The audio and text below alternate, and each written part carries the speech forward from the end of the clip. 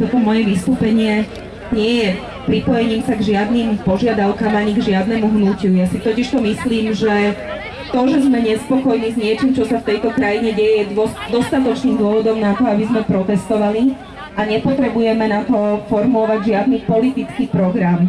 Ten totižto naozaj nemôže vznikať v takejto ukrutnej zime a na ulici, ale treba na ňo väčší kľud a treba poctivú verejnú diskusiu so zapojením nestranných odborníkov. Veľmi rozumiem tomu, prečo Gorila vyvolala takéto vášne, prečo sa stala symbolom zopätia. Ešte nikdy sme doteraz totižto nemohli verejne čítať o tom, s akým pohrdaním sa mocní a bohatí ľudia v súkromí rozprávajú o nás, obyčajných občanov. Ani to, o akých obrovských sumách peňazí hovoria, a ako keby to bolo samozrejmosťou a s akou ľahkosťou si delia krajinu. Gorila je však podľa mňa iba vrcholom ľadovca. Je jedným z tisícov hrozivých prípadov, ktoré sa tu na Slovensku za posledných 20 rokov udiali. Je symptómom hrubšej a zhubnejšej choroby. Operujú tu desiatky ďalších finančných skupín, desiatky ďalších politikov.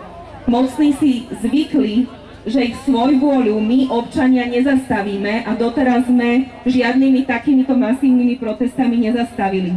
Na všetky hrozivé prípady, ktoré sa tu diali, upozorňovali oveľa menšie skupiny ľudí. V tejto krajine však v roku 2006 brutálne zbili dievča, bez toho, aby tento trestný čin niekto spravodlivo a zákonne doteraz vyšetril. To dievča je naďalej obvinené z krivej výpovede.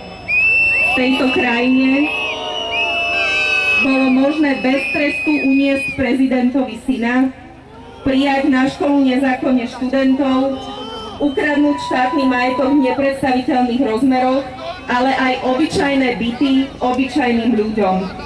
Prokuratúra doteraz nenašla silu vyšetriť, ako je možné, že hlas podobný hlasu Robertovi Fica zabezpečuje nezákonné financie pre stranu. Do strate našlo aj vyšetrovanie financovania SDKU, ktoré, ako nám Mikuláš Dzurinda povedal, dôverne pozná. Nikto nám nevráti stratené stovky miliárd za emisné kvóty, za nástenkový tender, za neuveriteľne predražené diaľnice ministra Vážneho, za zmanipulovaný mýtny tender na ministerstve dopravy, za predražený hokejový štadión ďalšieho politického mecéna. V tejto krajine môžete vyfabrikovať disciplinárne obvinenia voči kritickým sudcom a roky ich šikanovať. V tejto krajine môže prezident odmietnúť vymenovať legitímne zvoleného generálneho prokurátora preto, že tvrdí, že nemá voči nemu dôveru.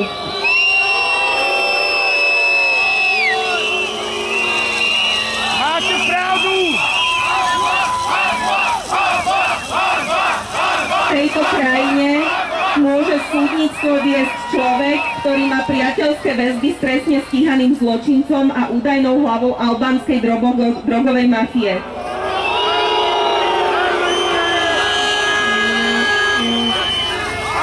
Všetky tieto prípady vytvárajú obrovský dlh, ktorý majú politici voči nám, voči občanom. Naznačujú, že u nás nevládne právo a zákon, ale moc, peniaze a svojvoľa. Hovoria o tom, že moc a bohatstvo si v spojení ochočili verejné orgány a vytvorili zo seba vrstvu nedotknuteľných. Vrstvu, ktorá môže zlikvidovať akéhokoľvek občana, ktorý sa postaví na odpor a za pravdu.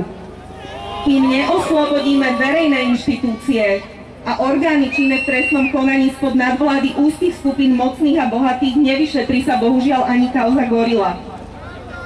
Toto však musím otvorene povedať, nie je boj nás, dobrých, slušných občanov proti zlým, škaredým politikom. Gorila je obraz celej našej krajiny, teda aj každého života, každodenného života každého z nás. Gorilu žiaľ umožnili všetky prípady korupcie, aj tie drobné, aj malé. Prípady každého jedného z nás, ktorý v práci zobral úplatky, ktorý podviedol, ktorý nepodnikal čestne. Správ o tom, že takéto prípady sa dejú v tejto krajine, je naozaj veľmi mnoho. Polovica krajiny si napokon problémy, o ktorých sa dnes rozprávame, vôbec nevšíma. Gorila je preto podľa mňa výzvou na hlbšiu zmenu celej spoločnosti. Každý z nás je však iný. Má iné predstavy o tom, v akej krajine chceme žiť. Tá zmena je však behom na dlhé trate. Kým ju nedosiahneme, budeme sa musieť vo veľkých množstvách stretávať nielen pri príležitosti kauzy Gorila, ale aj pri tom, keď je Štefan Harabín zvolený za predsedu súdnej rady a Najvyššieho súdu.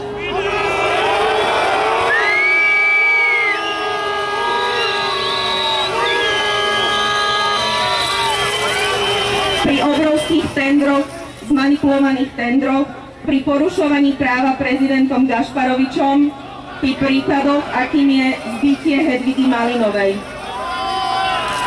Neroztriešťujme, prosím vás, svoje síly na presadzovanie ideologických alebo politických hesiel. Tie máme každý naozaj iné. Sústreďme sa na to, čo nás spája a kvôli čomu sme tu. To je požiadavka na dôsledné vyšetrenie a potrestanie zločinov, nie len kauzy Gorila, a oslobodenie verejných inštitúcií spod vazalstva moci a peňazí.